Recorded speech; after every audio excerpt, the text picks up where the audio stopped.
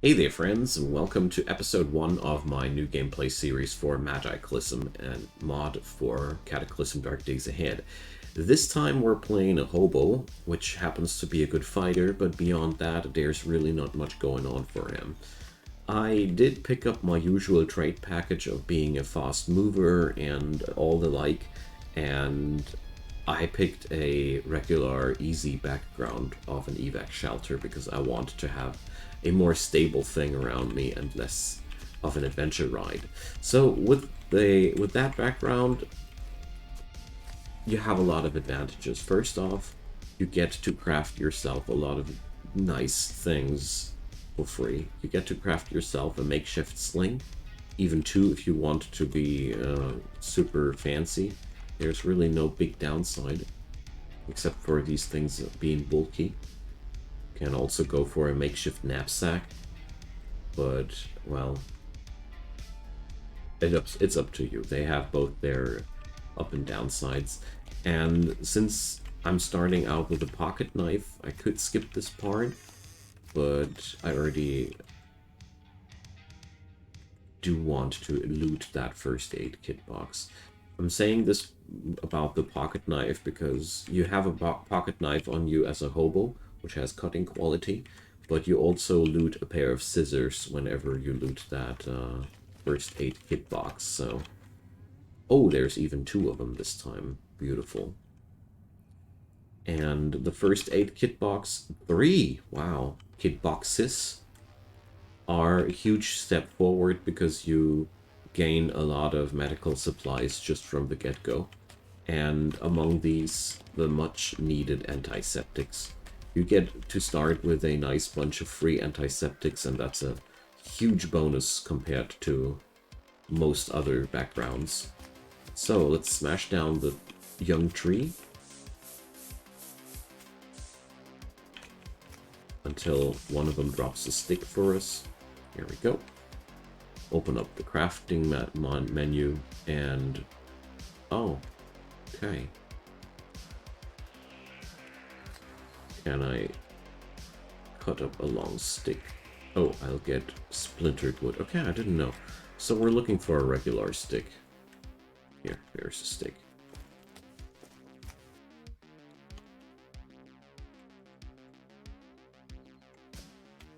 And that's gonna be our first weapon.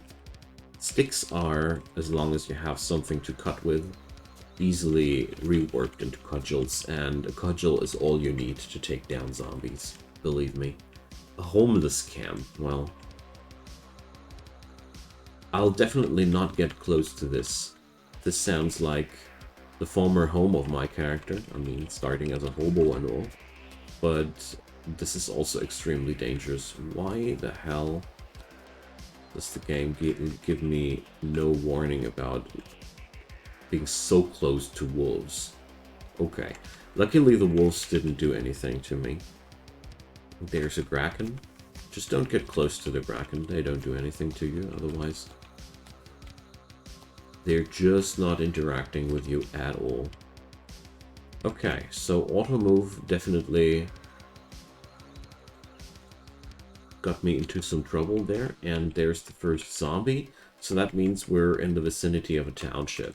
That's actually really good. I got a evac shelter right around the corner, and that means we can go pilfering quite easily here. Nice. Let's check out the other direction here. There's only one thing that's really bothering me, and that's this pack of wolves that's hanging around there. Orc village. Okay.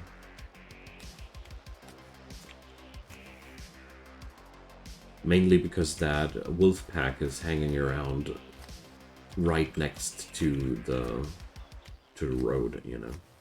But maybe I can resolve this by luring a handful of zombies into this direction, who knows.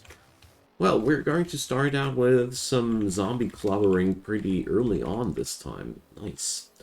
So, there we go. Wow, where do I store all this stuff? Oh, I got a bindle on me. I see. So, here we go. Torso encumbrance of 10. That's okay. So, let's get whacking. Why is there a Z9 there? Oh, jeez. That's not the regular first enemy, but, well, luckily my dude is a good fighter, so we should be fine. So, as usual, utilize the terrain against zombies. Lure them on stuff which makes them move slowly, just like this stone. Grass patches work too. And get pulpin'.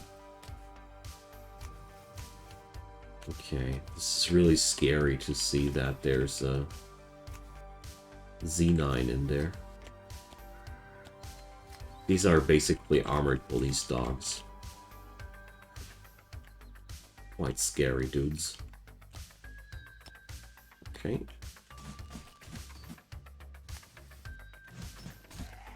I love it when you pick up some fighting background that you're really capable of taking down these dudes quite decently. So the Z9 broke free. I'll not kite him away from the stone here. There was a good chance that this thing was counter-attacking me, but I took that risk out of a simple reason that while he's on the stone, he's going to get that fat penalty on every action. Once he's off that stone, that penalty is gone and this thing is just as fast as it usually would be, and that's absolutely not what I want. Alright, there's a lot of zombie clobbering incoming, so that's just what I wanted for this run. After the last one had failed so horribly, I wanted to get some run going where we get into action quicker. Oh, this is greedy, I know. But I'm enjoying myself. Being not frail and pretty well equipped early on. The thing here is, with this kind of background, I'm so well stacked with bandages and antiseptics and whatnot that I can really afford to fight like that quite easily because I just have the resources to do so. Even if I do get wounded, it's okay. We can afford a wound or two. So let's get over to that car. Is it drivable? No, it's not. It doesn't have a lot of necessary things to drive a car. So there we go.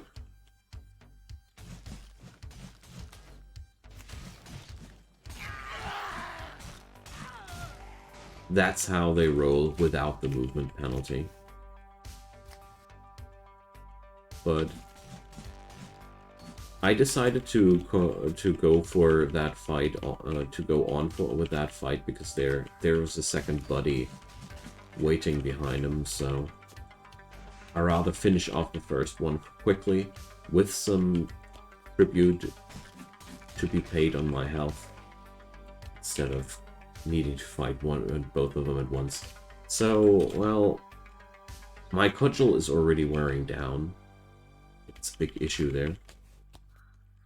So let's have some Necco wafers. I'm hungry. And let's keep going. Alright, there's a book. Alright, so hazmat zombies are pretty similar. They're just another kind of fat zombies in a way. They are a bit better armored than the regular zombies, but all in all, they aren't that much stronger or anything like that. I always consider them kind of a... They are kind of a reskin to the fat zombies. Although that's not entirely true. The hazmat zombie is not as slow, but you get the idea. Okay. So there's a lot of stuff that we need to take down, and of course feral. So feral humans are just too smart to fight them like you fight the zombies. So you get to lure them around corners like that. Hey, that bad boy got a pipe. Sadly, that pipe is already pretty battered down, but so is my cudgel. I need to replace the weapon soon. That's the problem with makeshift weapons. They have a tendency to break really quickly. Oh boy, 3 fatties. We attracted quite some unwanted attention there.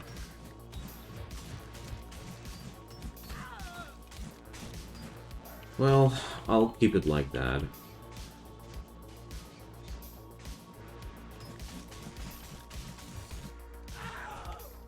Alright, let's exchange the cudgel there with the pipe. Equally bad, but way more reliably, way more sturdy. That's what I'm looking for. That's the word I'm looking for. This won't break as fast. It's a big issue in this game. Once your weapons are broken enough, they deal way less damage.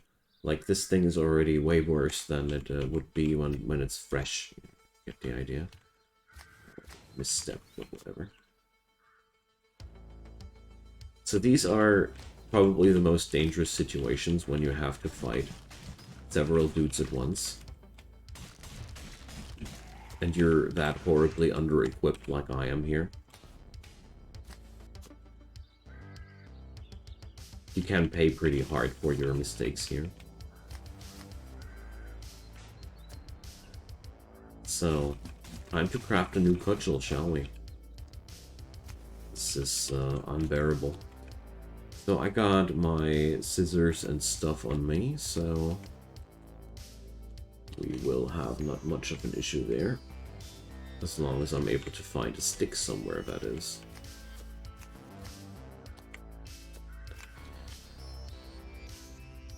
Which proves to be the bigger challenge.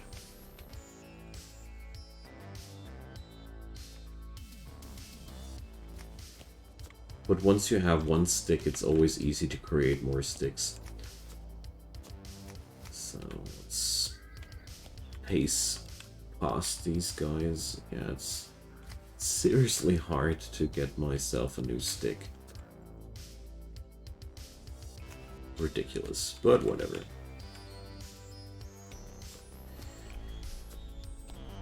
Getting sticks is pretty easy once you are armed with a pipe. You can just smash up those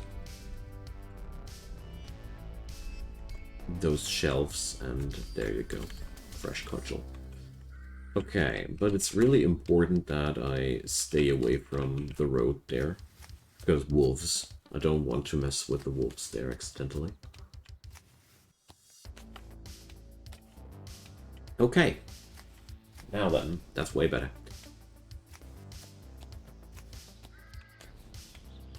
This run is a wonderful example of how early you can actually tackle cities with some decent base stats in combat. And even without better combat stats, it would be still doable as long as you don't pull too many dudes at once. Your combat skill really mostly defines how many enemies you can handle at once. Because with these tricks here with the terrain, everybody can be a decent fighter. Because even if your stats are horrible, eventually you'll get in a couple of swings, no matter how bad your character is. And after a while, even the worst fighter grows some talent, gets some skill points, and that's why I say everybody can do that, no matter your skills. I merely like to pick up a frame that already has decent fighting skills right from the get-go, because it makes you much more dynamic and adventure ready from the beginning, so to say. Because this guy, seriously, all he needs is a damn cudgel. So he basically only needed a stick or a plank to be battle ready. And that's quite lovely. Also, well, without car wrecks, your life is a lot harder, of course. Gotta admit that. So there's one police zombie. I'm really looking forward to this guy. Because police zombies, sometimes you get really lucky and they come with really desirable gear. Like batons, firearms, all manner of crazy good stuff. The downside there is they are heavier armored than all the other zombies. But, well.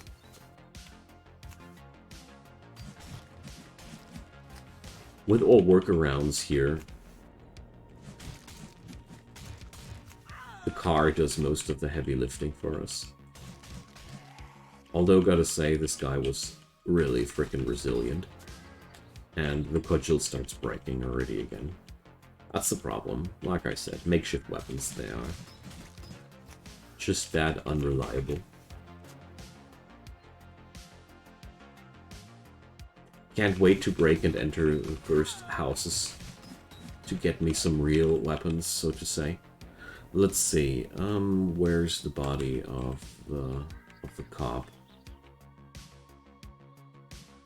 Hazmat, fat zombie,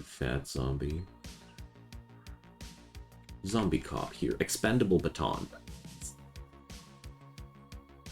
Yes, that's what I was talking about. Here we go. No more cudgeling around. Snap. There we go. So this is going to be a lot more fun now. Let's quench the bleeding first.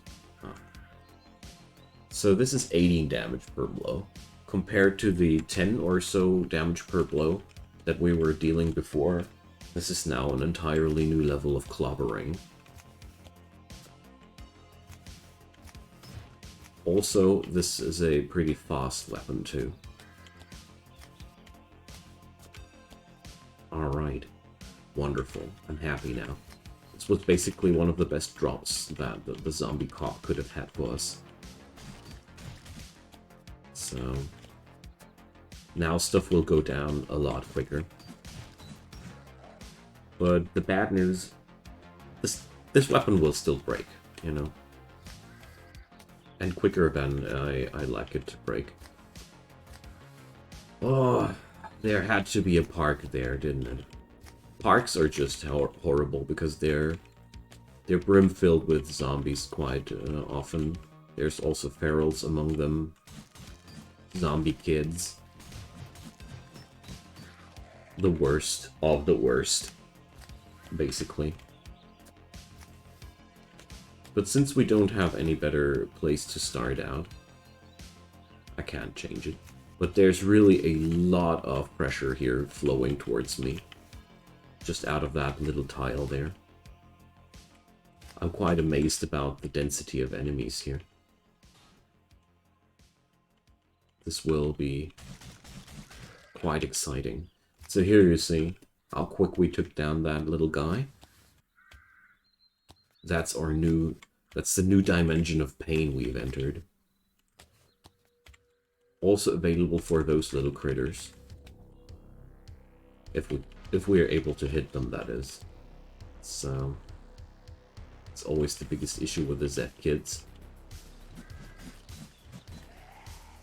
There we go. Also some guilt included. So another zombie dog.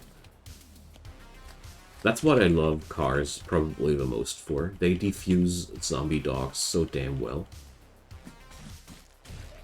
Before I knew this trick, zombie dogs were about the worst things to happen to me early game. Mostly because they meant one thing, practically guaranteed damage. Because they are extremely dodgy. And unlike the zombie kids, they have a pretty decent fighting stat. They hit you quite often and quite easily. But with that slowdown,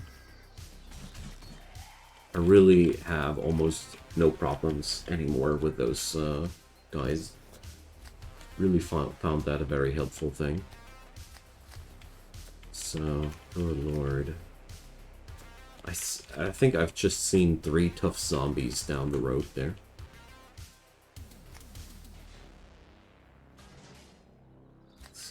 go.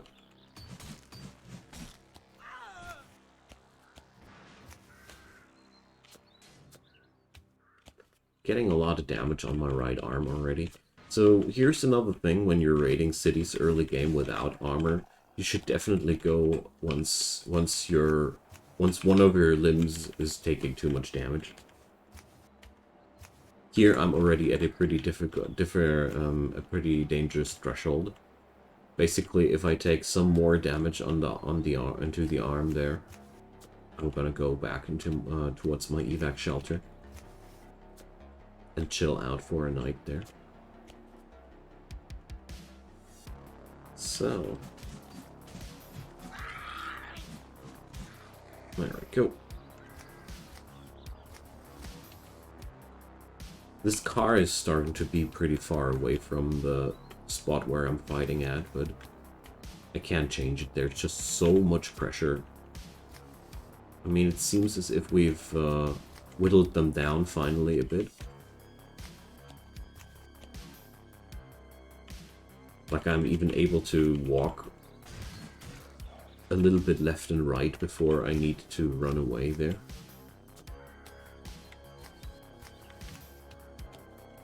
Ah, and there's already a zombie runner on me. Okay. The strategy looks a little bit cheesy at first, but it's truly very satisfying to play in the long run. It grows a lot cooler though once you're actually able to take down those baddies all on your own, and more of them at once, but one thing at a time, you know, one thing at a time. So, another Z9 being not really much of an issue. Alright. So there's been one big issue though that I've seen, and that's been a feral human with a fire axe.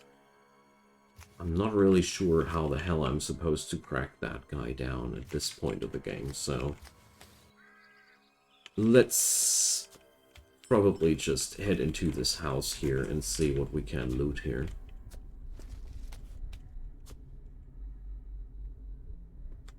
Grab some cheese. And some bread, why not?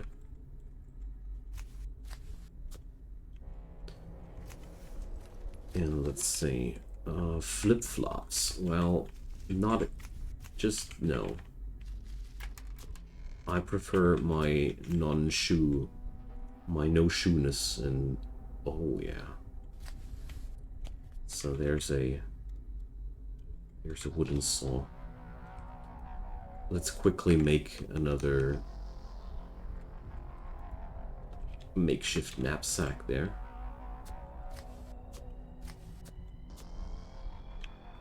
And get that wood saw. Oh, I lost my pants for that, whatever. It's worth it. Let's run. Because this means I am finally able to pick up a sword for my dude.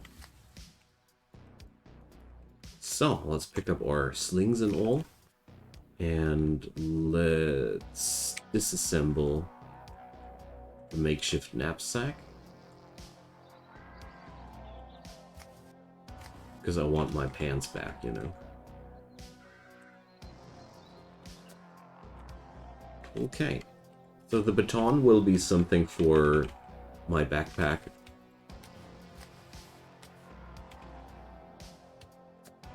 Whereas what we're picking up now will be the better choice. So let's go for the long stick. I hope with a long stick I will be able to bash down one of these doors.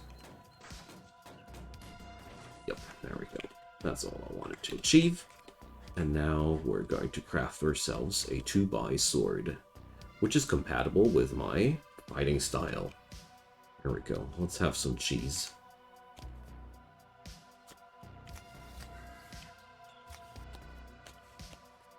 So, there we go.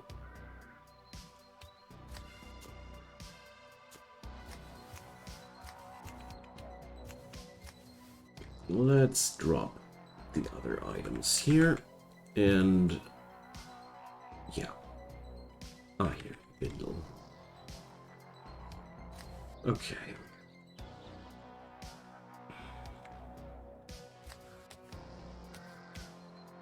Cool. So I don't have my favorite weapon as of yet, but with my medieval fighting style, this is better than nothing. And what comes on top of that is the fact that I got the baton as a spare weapon if my stuff starts breaking. So, well, there's even 2 ferals with fire axes there, so we're going to abort mission and go over to the next piece of road and clear out there. Sometimes it's just better to come back later.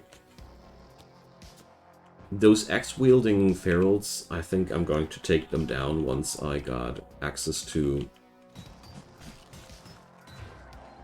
firearms. I think this is going to be the best way to get this done, because people that have weapons heavy enough to give me to practically sever my limbs with it, I'm a little bit conservative towards those. So, here we go.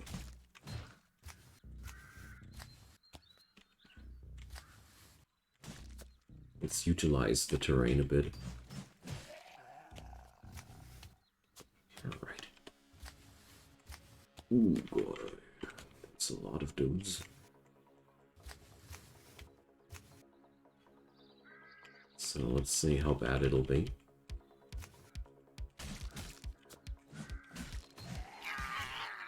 Got a little bit too greedy. I should have dodged out on that earlier. But I knew that there's the car to fall back towards too. Okay, well. What's going to be extremely important for the next couple of sessions is to get my inventory together to fight better. Because one thing seems to be quite obvious. We're going to fight a lot here before this is over. Okay, well. I can't change it for now. So, is there, by the way, any... Let's see. Can I already craft something like the Nord? No. I know that you can't upgrade your sword in a way. Let's see what kind of item we could go for. Combat. I just keep forgetting which buttons to press there. So crude sword, metal sword, and Nord. Yeah. But I can't craft a Nord yet, right? Right. Needs a little bit more fabrication, I guess. Don't get too excited by the word. It's just a wooden sword with nails in it.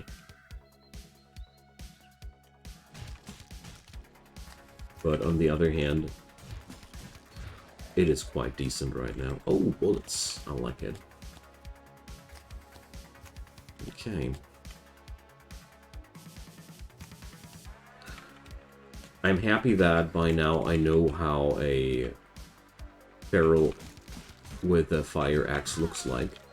So I didn't get cheesed by this situation. A 6-round shotgun. Okay. That's a neat and nice problem solver, gotta say. Although I'm a little bit scared. I usually prefer handguns over shotguns in situations like these. But it's mostly because I'm absolutely inexperienced with shotguns. I bet that they are awesome. I mean, shotguns are literally made to get rid of people that stand in your face, but gotta admit, I never used them so far.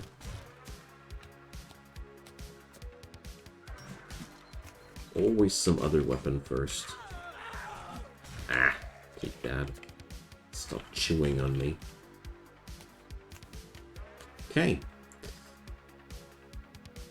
Ah, this guy was quite heavily armored, as a matter of fact. Okay, okay, that explains a lot. Ooh, this is a pretty rough start, in its own way. I mean, somehow every start of Cataclysm is a rough start. Unless you picked yourself a totally combat-ready gear. Here's a couple of backgrounds that give you really extremely good combat background stats and, most importantly, gear, but aren't too many. So my wooden sword is showing its first signs of wear and tear. I'm a little bit sad that the baton has way more damage.